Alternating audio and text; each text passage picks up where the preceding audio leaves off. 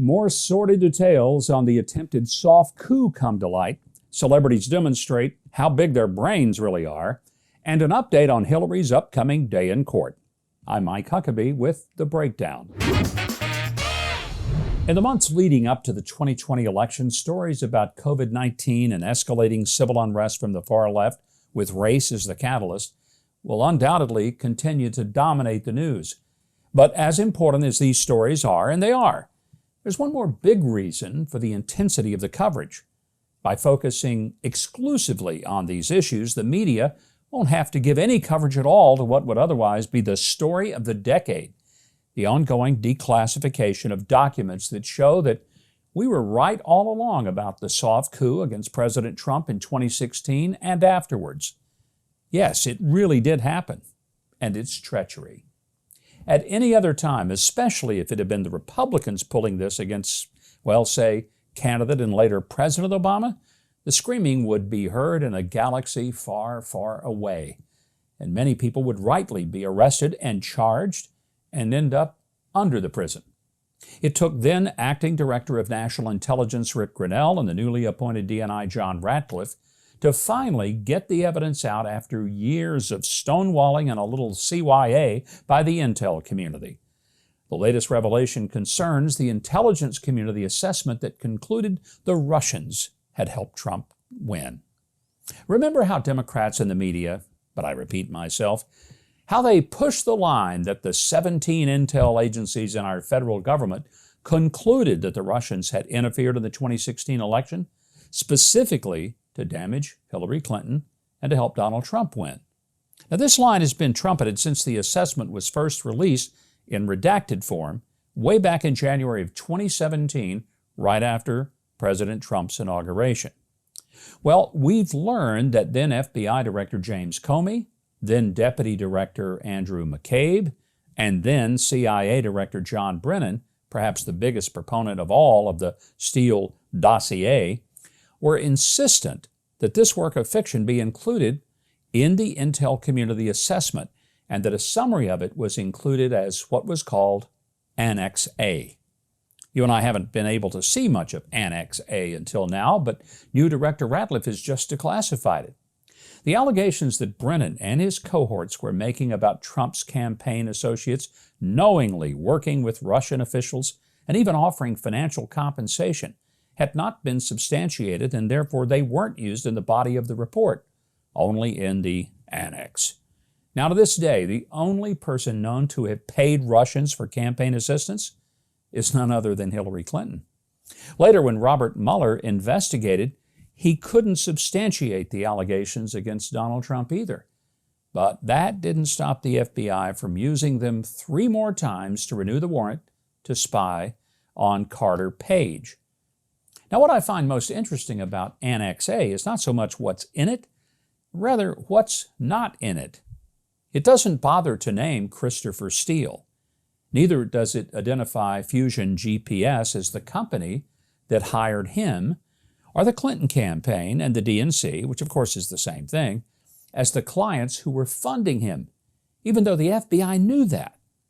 It merely says, and I quote, "The source collected this information on behalf of private clients," end quote. The date on it, January 6, 2017, is also revealing. This is 2 days after FBI investigators had recommended that the case against Michael Flynn, one of those purportedly suspected of colluding with Russians, be closed because there was no evidence. They even added that it could be reopened if evidence was found. Interestingly, it's also 1 day after the big Oval Office meeting with President Obama, Joe Biden, Jim Comey, Brennan, and all the rest. Now, with our current knowledge of the FBI's awareness that the Steele dossier was created for Hillary's campaign, we can see that Annex A was their way to maintain that lie as if it were the real deal. It was meant to help accomplish what the Red State article calls a bureaucratic mafia hit on President Trump. The IC assessment is what gave ammunition to CNN, MSNBC, the New York Times, and virtually every other media outlet to scream, "Russia, Russia, Russia," and they did it nonstop for the next 3 years. The timing of the report ensured that this would start before Donald Trump was even inaugurated president. Well, speaking of hacks, remember when a bunch of celebrities were donating to the noble cause of bailing out white rioters and looters who had been arrested for destroying black-owned businesses? Well, that seems to be backfiring tremendously. But before I get to that, I hope you'll take a moment to subscribe to the channel below and be sure and hit the notification bell and get all notifications if you're enjoying this content. Now, to be fair, celebrities weren't specifically trying to bail out white people, but in effect, that's what would have ended up happening. I say would have because of the more than $30 million donated to bail out the anarchist miscreants. Almost none of it has been used for the supposed purpose for which it was collected. Daily Wire reports that the celebrity-touted Minnesota Freedom Front, the MFF, posted a message online after facing intense backlash over the bailout charity's allocations of funds and the lack of transparency. According to the MFF website, the organization has brought in over $30 million in donations since the death of George Floyd. However, only well over $200,000 in donations, which is less than 1% of their funds, have actually been used to bail out protesters and rioters.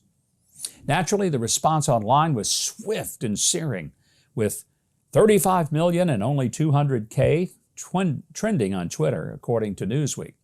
One Twitter user asked the very pointed question, and the remaining 34,800,000 went where? Tariq Nasheed was also quick to condemn them, saying, this white-run organization collected $35 million and only used $200,000 to actually bail out protesters. Those of us in the real black grassroots have been getting folks out of jail on our own. While I suppose I can understand why people might be a little upset that such a small percentage of the fund has been used to bail people out, frankly, I can think of no better way for them to use that money than to let it sit there collecting dust. Well, I can't think of one way, giving it to me.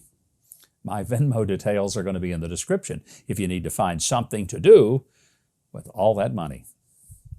And finally, overlooked amid all the news of protest rioting and dullard celebrities was that Hillary Clinton lost her appeal on June the 2nd based on a March 2nd decision with the D.C. Court of Appeals, and she's been ordered to testify in the case against her by Judicial Watch.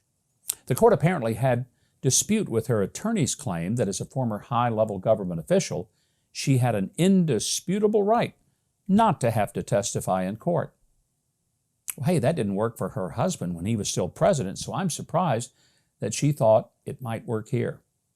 As Tom Fitton of Judicial Watch put it, it was like arguing that she's just too important to have to testify to us. I've got a feeling that's exactly how Hillary does think of it, and her attorneys had to find a way to couch that sentiment in legalese. In an appearance on Fox News' Lou Dobbs Tonight, the president of Judicial Watch, Tom Fitton, detailed the reaction from top officials inside the state and justice departments to the decision mandating Hillary Clinton have to testify on Benghazi and the email scandal. It's remarkable that A, the Justice Department and State Department opposed this. The State Department and the Justice Department. Yeah, they were all in there yelling about it. Every effort we made to get more answers, they've opposed. They suggested the extraordinary circumstances necessary for discovery and questioning witnesses under oath hadn't been met by the Clinton email scandal. They didn't think it was serious enough. They thought all the questions had been answered, and obviously the court disagreed.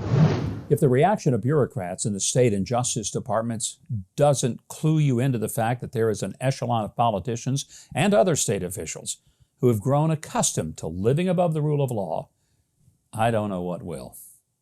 I'm thankful for people like Tom Fitton, who are willing to dig up the truth wherever it may be. Secretary Clinton's going to have to answer questions from Judicial Watch on September 9th. In the meantime, I imagine she'll begin intensive rehearsals of claiming she doesn't recall what an email server is. I really look forward to following all the developments of this story and, of course, sharing them with you. Thank you so much for watching. I hope you'll consider subscribing to the channel below and clicking the notification bell. And be sure and leave a like and a comment if you enjoyed the video.